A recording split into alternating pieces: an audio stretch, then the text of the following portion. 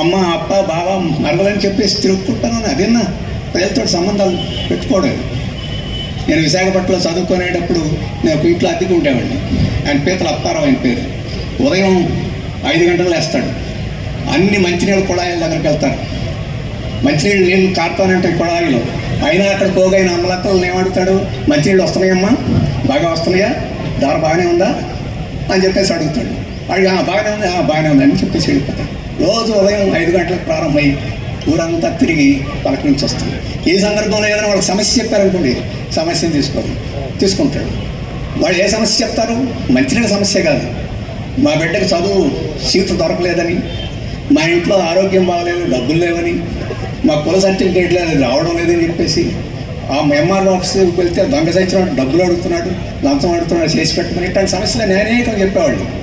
ఆ సమస్యలన్నింటినీ తీసుకుని మరి సాయంత్రానికి ఏం జరిగిందో వాళ్ళకి చెప్పేవాడు. ఆయన 50 సంవత్సరాలు యామాహా వీల్ పోటీ పడినా కానీ ఆయన కార్పొరేటర్గా ఎన్నికవుతూనే వచ్చాడు ఇండిపెండెంట్గా. అది ప్రజల మనిషి అంటే. అటువంటి మనుషులు నాకు సంతోషం ఏంటంటే మేము 12 ఏళ్ళు ఉన్నాం, మాకు ఇంటి అది పెంచలే ఆయన. కమ్యూనిస్ట్ పార్టీ అంటే గౌరవం కూడా ఆయనకి ఉన్నది, అందుకని పెంచలేదు. అంటే మనుషులు ఎటువంటి కమ్యూనిస్టులు ఎటువంటి మనుషులుగా ఉండాలి, ప్రజల మీద తిరగాలని చెప్పేసి అంటే ఇటువంటి బహుశా అంత పరిచయం నాకు లేకపోవచ్చు, కానీ మనందరం కామ్రేడ్స్ చెప్పిందని బట్టి శ్రీకాంత్ కూడా అటువంటి ఆ కమ్యూనిస్టు ప్రజల మనిషి లక్షణాలు ఉన్న వ్యక్తి. మనం అందరం ఆ రకంగా ఉంటే ఈ ప్రజలకు వచ్చే సమస్యలన్నింటినీ, మార్క్సిస్ట్ పార్టీ చేసే సమస్యలన్నింటినీ ప్రజలకు చెప్పి కదిలించి వాళ్ళందరం రంగంలో దించడం పెద్ద కష్టం కాదు. కాబట్టి రేపు ఈ ముఖ్యంగా ఉత్తరాది రాష్ట్రంలో పార్టీ బలహీనంగా ఉంది. అక్కడ రైతులకి, కూలీలకి, వాళ్ళందరికీ ఈ విషయాలు చెప్పి రేపు మార్చి 24వ తేదీన ర్యాలీని అక్కడ చేయబోతుంది.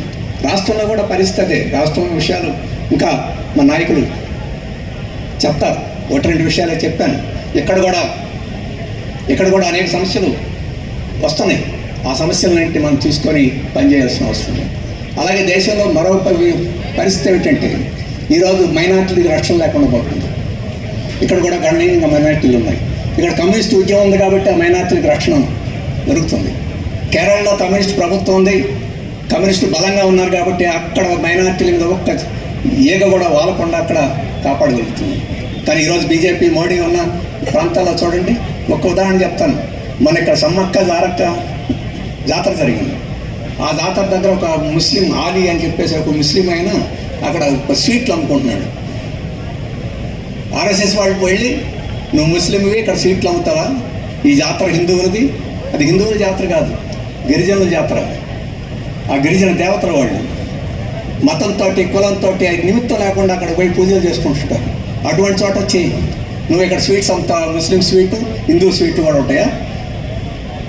ముస్లిం స్వీట్స్, హిందూ స్వీట్స్ తేడాలు ఉంటాయా? ముస్లింలు హిందువులను కోస్తే ఎర్రటి రక్తం రాదా? హిందూ రక్తం ముస్లింకి ఎక్కిస్తే అది పనిచేయదా?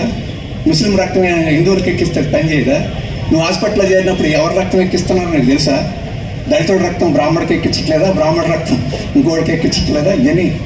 కానీ విభజన సృష్టించి, మనుషుల మధ్య ద్వేషం సృష్టించి చేయాలని చెప్పేసే పని ఈరోజు అక్కడ జరిగింది.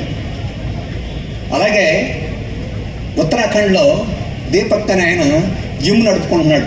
ఆ టౌన్లో 150 మంది ఆ జిమ్కి వస్తారు రోజు. దాంట్లో ఒక 50 మంది ముస్లింలు కూడా వస్తారు కండలు పెంచుకోవడానికి హిందువులతో పాటు. ముస్లింలు జిమ్కి రాకూడదు, హిందువుల జిమ్కి అని చెప్పేసి ఆర్ఎస్ఎస్ వాళ్ళు పోయి వాళ్ళని కొట్టి తరివేశాడు. ఆ దీపక్ వచ్చి ముస్లింలు కూడా నా జిమ్కి వస్తారు.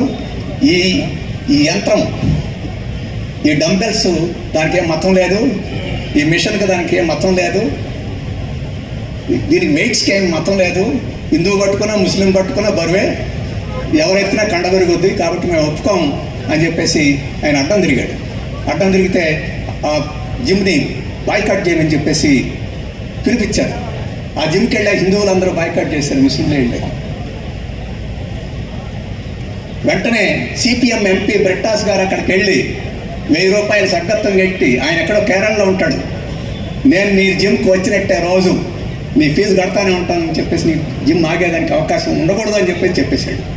అది ప్రజల కోసం పనిచేయడం, ప్రజల మనిషి పనిచేయడం అంటే ఐక్యత కోసం పనిచేయడం. ఆ తర్వాత రాహుల్ గాంధీ కూడా వెళ్ళేసి ఆయన ఫీజు కట్టాడని చెప్పేసి చెప్పాడు. చాలా సంతోషం. ఎక్కడెక్కడో ఉండే సోషల్ మీడియాలో ఉండే వాళ్ళందరూ ఇప్పుడు ఆయనకి దాదాపు 20,000 మంది సబ్స్క్రైబ్ కట్టేశారు. అక్కడ జిమ్ చేయకపోయినా కానీ 20,000 మంది కట్టేశారు.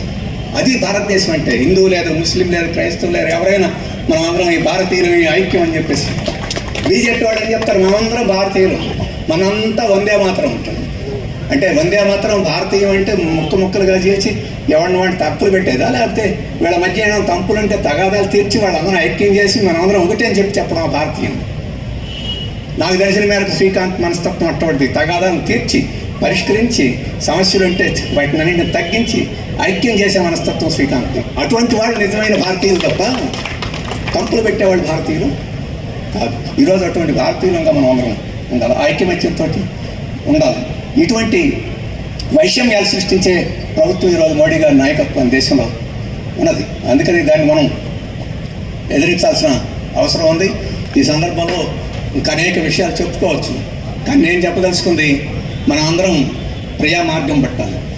ప్రియా మార్గం పడితే కార్యకర్త ఎలా ఉంటాడో మనం తెలుసుకోవాలి.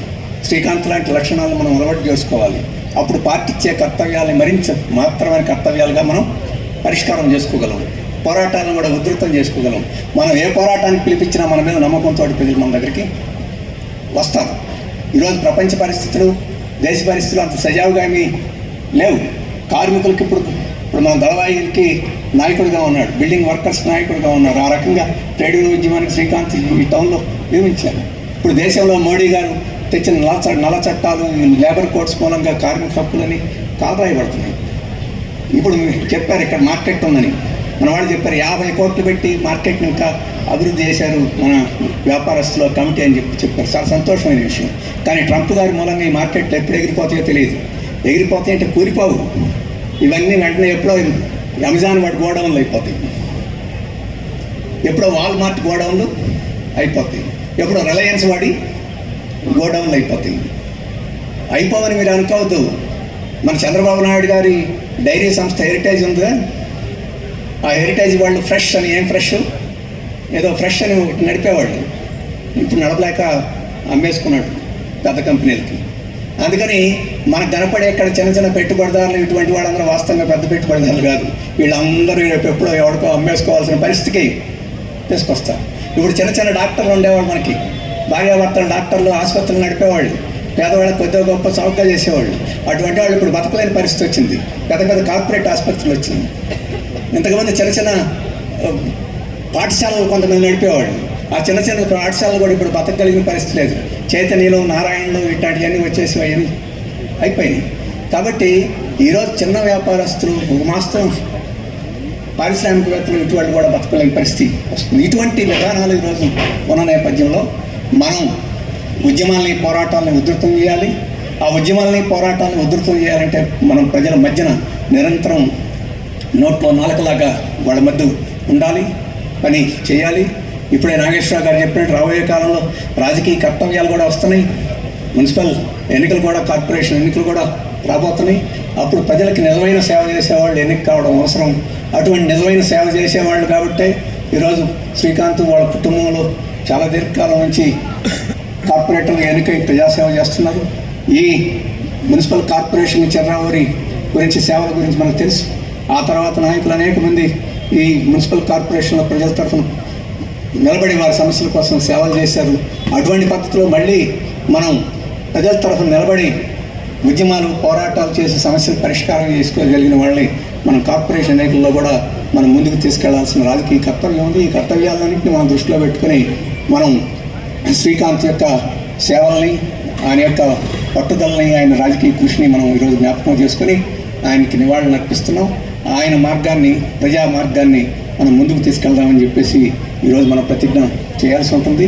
ఆ రకమైన ఆశీర్వాదంతో మనం ముందుకు పోవాలని చెప్పేసి నేను ఆశిస్తూ నాకు ఈ అవకాశం ఇచ్చినందుకు